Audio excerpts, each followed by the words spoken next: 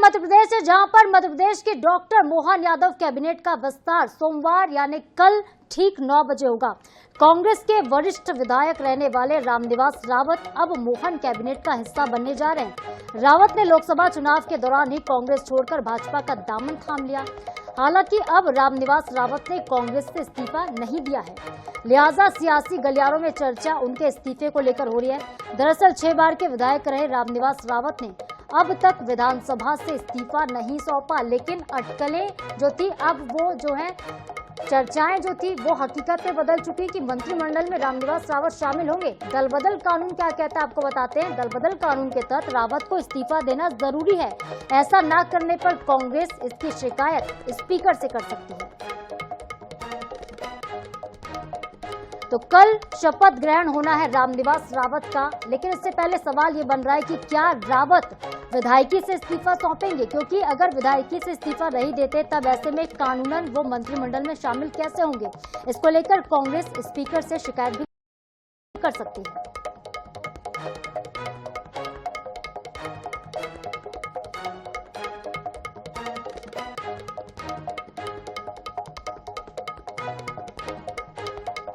तो मोहन मंत्रिमंडल का कल विस्तार होना है, बड़ी खबर आपको बता रहे हैं। सबसे पहले हमने ये खबर ब्रेक की थी, मध्य प्रदेश में डॉक्टर मोहन यादव मंत्रिमंडल का विस्तार कल ठीक 9 बजे होगा। सोमवार को ये विस्तार होना है। कांग्रेस छोड़कर बीजेपी में आए हुए रामनिवास रावत मंत्री पद की शपथ लेंगे। सूत्रों के अनुसार ये खबर है कि राजभवन में देखिए सुबह 9 बजे शपथ ग्रहण समारोह होगा, लेकिन यह समारोह सिर्फ एक मंत्री के लिए होगा। समारोह होगा, शपथ ग्रहण भी होगा, लेकिन सवाल इस बीच ये उठ रहा है कि जब विधायक के पद से रामनिवास रावत ने इस्तीफा नहीं सौंपा तो वो मंत्रिमंडल में कैसे शामिल हो सकते हैं। कानूनन उन्हें पहले इस्तीफा देना होगा। क्या शपथ से पहले इस्तीफा देंगे, बड़ा सवाल है।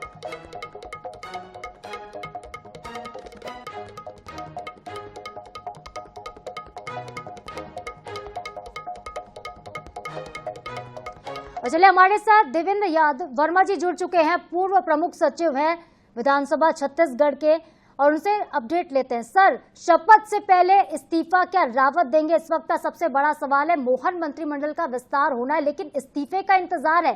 कांग्रेस से इस्तीफा नहीं सौंपा है, लेकिन कैबिनेट में जगह मिलने वाली है, क्या कहेंगे? नहीं, देखिए, यदि कैबिनेट में जगह मिलने वाली है तो निश्चित तौर पर इस्तीफा देने के बाद ही कैबिनेट में जगह मिल पाएगी उन्हें। और जब गवर्नमेंट ये कर रही है तो निश्चित तौर पर इस्तीफे वाली जो फॉर्मेलिटी है या तो वो हो गई होगी, अभी पता नहीं है किसी को, या फिर मंत्री पद की शपथ लेंगे, उसके पहले वो सारी फॉर्मेलिटीज कर लेंगे। मुझे ऐसा नहीं लगता कि इस सारी प्रक्रिया का बिना पालन किए हुए मंत्रिमंडल की शपथ दिलाएंगे।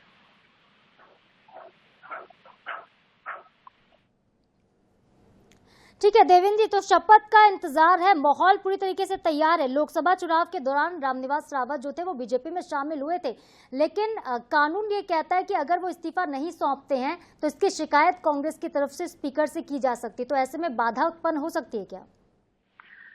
नहीं, ऐसा आप ये तो सब काल्पनिक बातें हैं कि नहीं देंगे। मेरे को नहीं लगता कि वो नहीं देंगे, क्योंकि सब लोगों को इतनी जानकारी है कि बिना इस्तीफा दिए उनको मंत्रिमंडल में शामिल नहीं किया जा सकता, अदरवाइज उनके ऊपर दल बदल के अंतर्गत डिस्क्वालिफिकेशन हो सकता है। इसलिए उन्होंने इस्तीफा निश्चित तौर पर या तो दे दिया होगा, स्वीकार हो गया होगा, अभी किसी को पता नहीं है, लेकिन शपथ के पहले ये सारी फॉर्मेलिटी हो जाएगी। इसमें कहीं कोई मुझे संदेह नहीं लगता।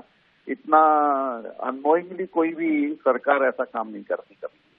देवेंद्र जी, लेकिन अगर इस्तीफा दे देंगे तो उपचुनाव कराए जाएंगे यहाँ पर, फिर उनकी सीट पर उपचुनाव के दौरान फिर कौन सा प्रत्याशी आप उतारेंगे?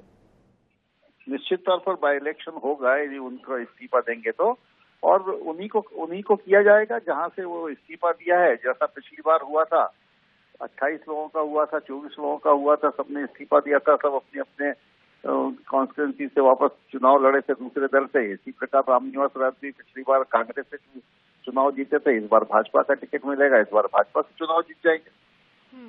देवेंद्र जी, उड़ती उड़ती खबर ये भी आ रही थी कि कमलेश शाह को भी शामिल किया जा सकता है मंत्रिमंडल में, लेकिन अब जब खबर पुख्ता हुई तब एक ही नाम आगे आया है। कमलेश शाह का क्या होगा, उन्हें पार्टी कैसे संतुष्ट करेगी?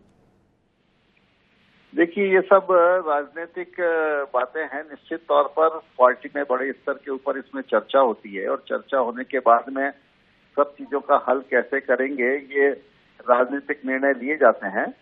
तो इसके बारे में भी राजनीतिक निर्णय लिया जाएगा या लिया होगा, या परिस्थितियां जैसी भी होगी पॉलिटिकल पार्टी उसका सामना करती है, क्योंकि अच्छे अच्छे लोगों का तो जो असंतोष है वो पार्टी किसी प्रकार से चर्चा करके हल कर लेती है। तो ये तो एक विधायक का मामला बहुत छोटा मोटा मामला होता है, कर लेगी, कोई आप उसमें चिंता करने की बात नहीं है मेरे को लगता है। और इसमें ज्यादा जनता को सोचने की बात नहीं है, क्योंकि राजनीतिक दल को सारे दांव पे चाहते हैं कैसे किसको संतुष्ट करना है, कैसे किसको नहीं करना है, किसको लेना है, किसको नहीं लेना है। अपने लाभ हानि के हिसाब से वो सारा कैलकुलेशन करके लेते हैं। बिल्कुल देवेंद्र जी, बहुत बहुत शुक्रिया, आपने संवैधानिक चीजें हमें बताई किस तरह से वो इस्तीफा सौंपेंगे और उसके बाद जाकर मंत्रिमंडल में शामिल होंगे। हालांकि अभी तक खबर ये नहीं आई कि उन्होंने इस्तीफा सौंपा हो। और चलिए, इस खबर पर हमारे साथ बीजेपी की प्रवक्ता नेहा बग्गा जी जुड़ चुकी है। नेहा जी, बीजेपी का एक बड़ा दांव, मोहन मंत्रिमंडल में एक और चेहरा शामिल होगा। कांग्रेस के कभी दिग्गज नेता रहे रामनिवास रावत अब आपके मंत्रिमंडल में शामिल हो रहे हैं, क्या कहेंगी? देखिए, आप मीडिया चैनल्स के माध्यम से खबर चल रही है। मुझे लगता है कि मंत्रिमंडल का कभी भी विस्तार होता है, किसी व्यक्ति को मंत्री बनाया जाता है, तो ये मुख्यमंत्री जी का विशेषाधिकार है और उसकी सूचना उस समय ऑफिशियली सभी मीडिया के बंधुओं को और सभी समस्त प्रदेश को दी जाएगी। तो फिलहाल तो ये मीडिया के कयास है, पर अगर इस प्रकार का कोई कॉन्फर्मेशन होगा, कोई विस्तार होगा मंत्रिमंडल में, तो निश्चित तौर पर ऑफिशियली उसको आप सबसे साझा किया जाएगा।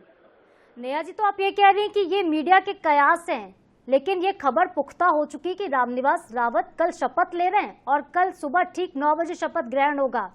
यहाँ पर एक और नाम की चर्चा हो रही थी नेहा जी, कमलेश शाह के नाम की। तो क्या सिर्फ मंत्रिमंडल में एक ही चेहरा शामिल किया जाएगा, क्योंकि यहाँ पर फिलहाल 30 मंत्री कैबिनेट में हैं, 4 मंत्रियों की जगह खाली है, लेकिन नाम सिर्फ एक का आ रहा है अभी? देखिए, आप जिन नामों की चर्चा कर रही हैं वो मैंने आपसे कहा कि अगर इस प्रकार का कोई निर्णय होगा तो निश्चित तौर पर माननीय मुख्यमंत्री जी के ऑफिस से, माननीय मुख्यमंत्री जी के माध्यम से आप सभी को सूचित किया जाएगा। और फिलहाल ये इफ एंड बट पे बहुत चर्चा नहीं की जा सकती कि कौन मंत्रिमंडल में शामिल हुआ, किसका नाम चल रहा है, किसका नहीं चल रहा है। पर हाँ, स्वाभाविक है कि अगर विस्तार होना है और इस प्रकार का निर्णय किया गया है तो ऑफिशियली और 24 घंटे आप इस प्रकार से कह रही हैं, मुझे लगता है हम सबको इंतजार करना चाहिए।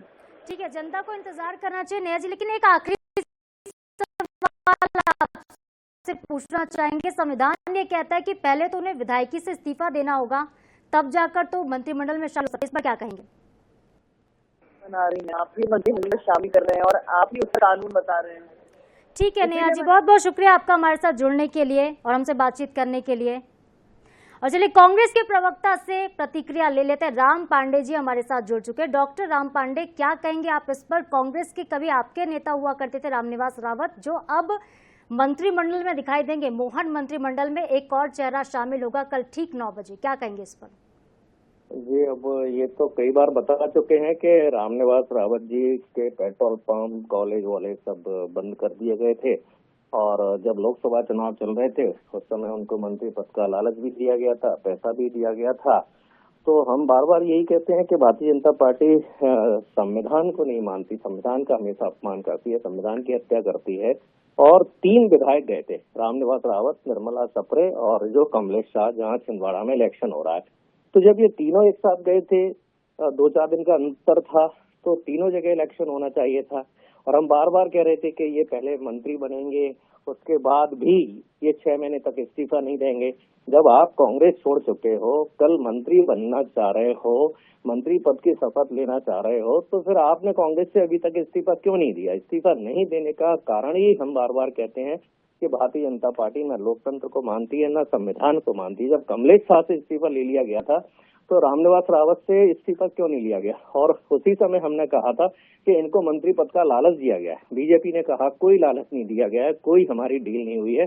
और जब जब हमने कहा है कि इनकी आपस में डील हुई है, पैसे की डील हुई है, मंत्री पद की डील हुई है, टिकट देने की डील हुई है, तब तक हमको नकारा गया। लेकिन अंत में हमारी बात सच साबित होती है।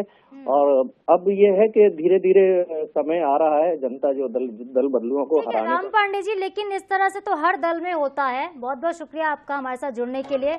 अगर कोई पार्टी को जिताने का काम करता है, उसके लिए संजीवनी का काम करता है, तो इसका इनाम तो उस सदस्य को मिलना ही चाहिए। इसके साथ ही 3